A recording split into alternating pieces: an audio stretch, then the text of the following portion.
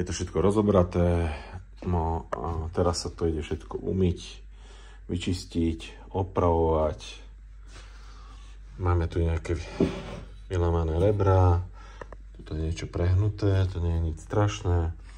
Dekarbonizujeme, nalakujeme, preleštíme a urobíme všetko, čo je potrebné, aby to troška vyzeralo. Takže takýto je stav po úplnom rozobratí.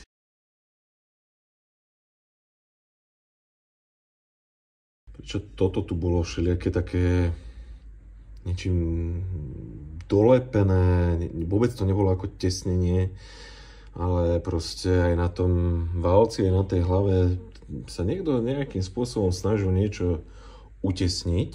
Nešlo mi to do hlavy, čo sa deje. Ale niečo som objavil. A teraz tu mám nachystané moje posuvné meritko. Na presno, nejakých 71, 71. Zajímavé číslo. A si použijem hlavičku. A tu uvidíte, neviem, či to vidíte, na tej vnútornej strane toho krúžku, vlastne do tohto vnútorného kruhu je toto osadenie z válca. Musí pekne sadnúť. Lenže nesadalo pekne a nešlo mi tam veľmi dobre. A je to ako keby, samozrejme je to originál, to nie je ničím fušované, ale vyzerá, že vo výrobe, ako keby túto ihlu, alebo ako to mám nazvať, na freze nedobrali. Proste je tam takýto odskok. Čiže zákonite, samozrejme. Takto vám krásne válec vojde, vidíte, podľa posuvného meritka. Ale tu už mi to sadá na túto ihlu, na toto dokonalenie opracovanie. Zajímavé. Samozrejme potom nám to dobre netesní, nie je tam dobrá kompresia. Preto to bolo také, aké to bolo. No, nie je tam nejak brutálne veľa karbonu. Tuto v rohu je troška. Toto nie je až také zlé. Ani ten výfuk. Ale keď už to je, tak to prebehnem a bude to paráda.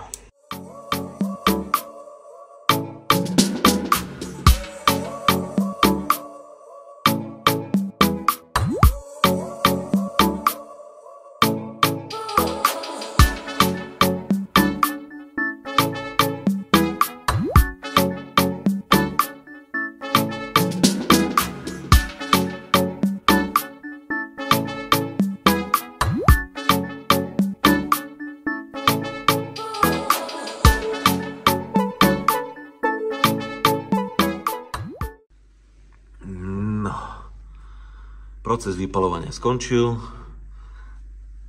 Teraz to musí vychladnúť, je to horúce.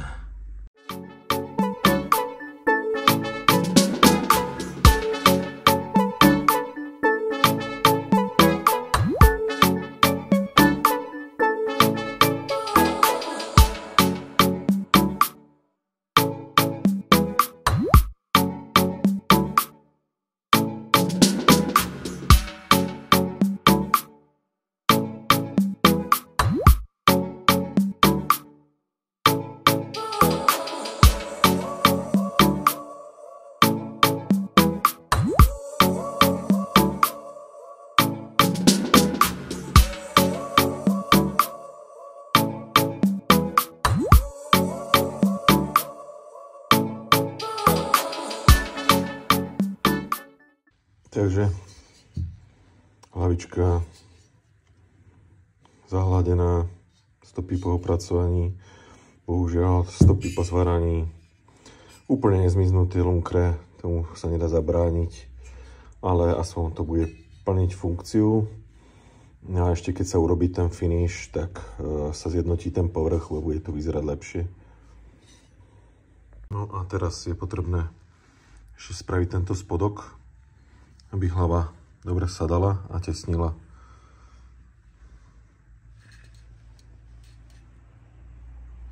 Zajímavé, že to tak ostalo od výroby.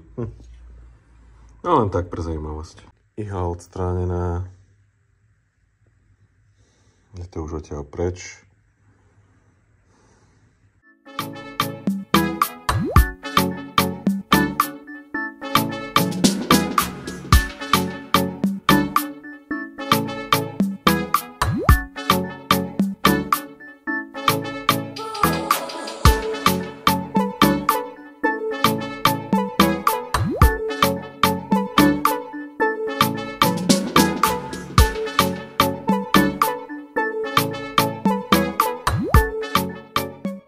Takže motor máme po chemickom vyčistení. Je to určite lepšie, ako to bolo. Ale aj tá chemia má nejaké svoje hranice. Ale tak môžeme tvrdiť, že nejakých 90% toho bordelu je preč.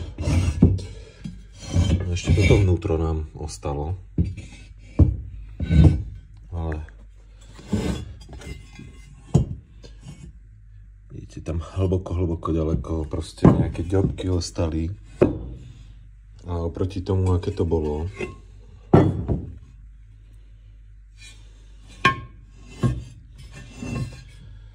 je ten motor výrazne čistejší. Toto sa veľmi zle čistí, lebo je to porezné. Nie je to hladké, takže to tam drží jak svine.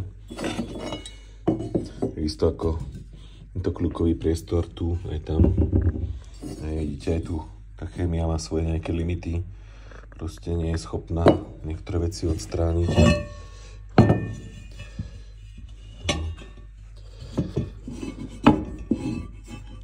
Ale je to fakt...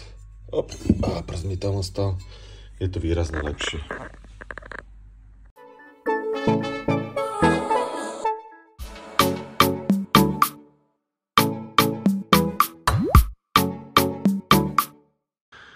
Keďže ten motor bol na totálku zadrbaný, zanesený, zakarbonovaný a majiteľ chcel, aby to vyzeralo tip-top, tak sme sa rozhodli tomu pomôcť, aby to po vizuálnej stránke, a aby sa nikto nezlakol, to není z pieskovania, áno.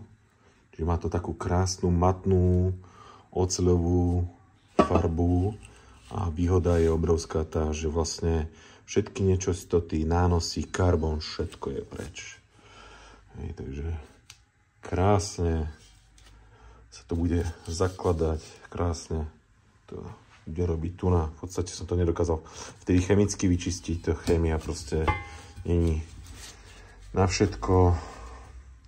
Bavíme sa o chémii na čistenie motorov.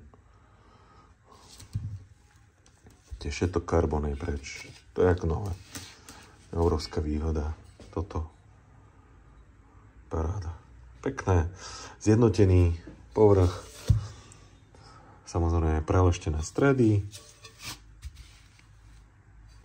No a ešte taký detail iba.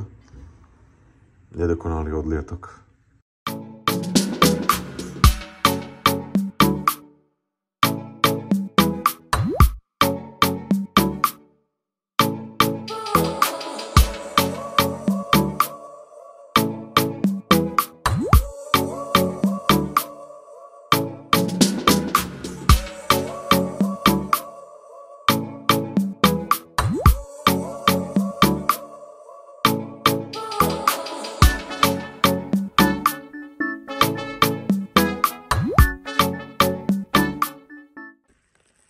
Takže, keďže bohužiaľ styčné plochy kartra motora sú dodrbané na 3.0 a tečie to ako studňa, bolo nevyhnutné dať tesnenie a tým pádom ho museli vymedziť aj vôľu.